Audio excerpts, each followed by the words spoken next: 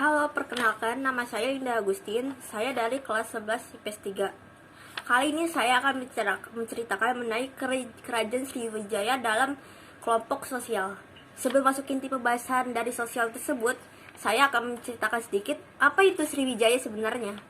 Sriwijaya sendiri merupakan salah satu kemaharajaan bahari, yang artinya kerajaan Sriwijaya itu merupakan kerajaan maritim yang pernah berdiri di Pulau Sumatera, yaitu berada di Pulau Barat Indonesia atau Nusantara, dan banyak mempengaruhi di Nusantara dengan daerah kekuasaan berdasarkan peta membentang dari Kamboja, Thailand Selatan, Semenanjung Malaya, Sumatera, Jawa Barat, dan Jawa Tengah.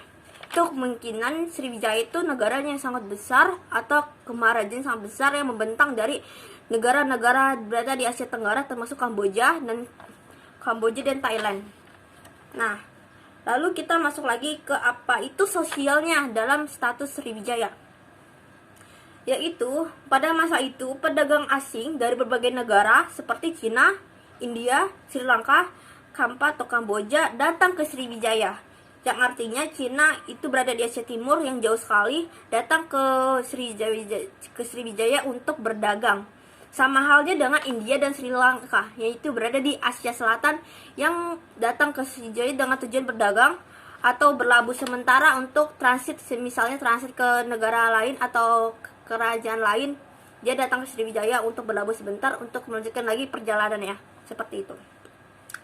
Dan kita cek lagi, bukan tidak mungkin terjadi perkawinan antara para pedagang asing tersebut dengan penduduk asli Sriwijaya. Nah, artinya apa? Artinya bahwa penduduk asing yang berasal dari Cina, India itu datang ke Sriwijaya dan menikah dengan penduduk asli setempat dan menghasilkan penduduk baru yang akan tinggal di sana dan menetap di sana.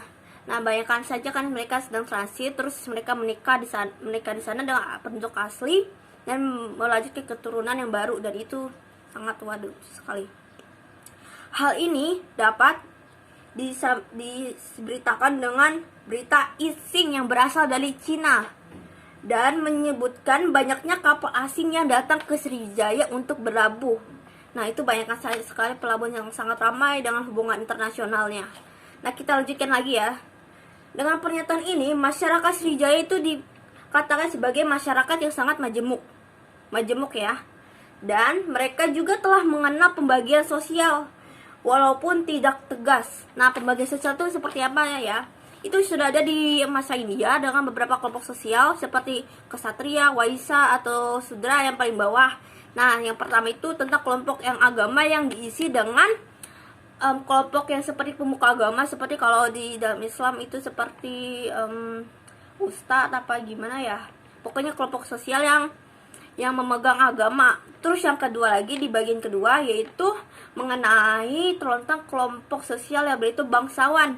Nah, bangsawannya itu apa? Nah, seperti yang diisikan dengan raja, ratu, permasyuri atau kelompok-kelompok bangsawan yang merupakan keturunan dari raja tersebut dan mengatur pemerintah setempat.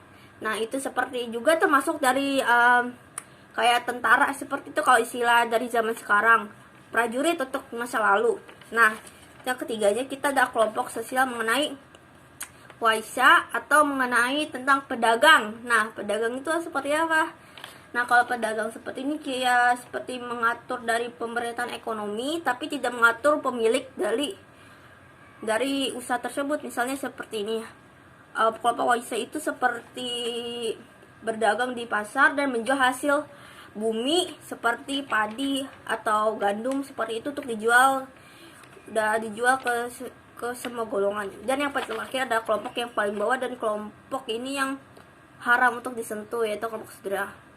Nah, kelompok ini sendiri yaitu kelompok yang tidak boleh disentuh dan haram untuk menikahi dengan kelompok sosial atasnya, itu termasuk dengan kelompok sosialnya itu. Lalu kita lanjutkan kembali ya. Dan hal ini dapat dilihat dari beberapa istilah dalam prasasti kota. Nah, prasasti kota ya, kota kapur yang menunjukkan kedudukan para bangsawan terdiri dari putra raja dan kerabat istana. Nah, udah dijelaskan lagi kan bahwa kelompok ini merupakan kelompok ksatria atau kelompok mengatur pemerintahan di seluruh kota, kerajaan atau wilayah tertentu. Nah, kita lanjutkan lagi ya. Dan adanya istilah Yuwa Raja atau anak raja. Ini biasanya suksesi tata yang akan naik tata di masa depan, sepertinya anak raja pertama ya. Terus kita lanjutkan kembali ya. Terus ada Pratiwijaya atau anak kedua raja. Nah, ini ada misalnya kalau anak pertamanya itu gagal untuk melanjutkan pemerintahan ayahnya, dia akan digantikan dengan Pratiwijaya itu, yaitu anak kedua dari raja. Nah, kita lanjutkan lagi, ada satu lagi nih. Nah, itu anak ketiga yaitu Rajukuman atau putra raja ketiga. Nah, kalau yang ketiga ini biasanya digantikan jika anak kedua raja itu tidak bisa melanjutkan suksesi tatanya ayahnya, tidak bisa dilanjut ke ayah ketiganya. Lalu kita lanjutkan kembali ya. Dan ditemukan pula istilah-istilah yang berkaitan dengan pekerjaan atau jabatan tertentu. Nah, di prastasi itu kan biasanya ditulis beberapa istilah kuno atau praaksara atau tentang itu ya, tulisan yang biasanya ada di kerajaan masa kuno. Nah, itu diceritakan juga namanya jabatannya. Biasanya jabatan dia itu sebagai apa, tentara dia sebagai apa, ditulis juga di dalam prasasti tersebut. Nah, kita lagi. Seperti jabatan nahkoda kapal yang disebut puhavan pakai V. Lalu dilanjutkan lagi dengan bupati dan senopati. Senopati itu termasuk dari kekerabatan istana ya. Terus ada prasasti kedua yaitu prasasti Kota Kapur, sama aja ya kita tadi. Juga menggambarkan adanya kelompok masyarakat yang memiliki profesi tertentu sebagai tenaga kerja. Seperti saudagar. Saudagar itu seperti yang mempunyai harta yang banyak dan menyuruh bawahannya untuk bekerja di bidang tersebut. Seperti tukang suci, juru tulis, pembuat pisau, dan budak berlian yang dipekerjakan oleh raja. Kalau budak itu biasanya dijualnya seperti misalnya budak satu dijual lagi dengan harganya sekian, lalu dijual dengan kayak perdagangan manusia, tapi kayak gitu. Mungkin itu saja yang bisa saya sampaikan mengenai Sriwijaya dalam kelompok sosial.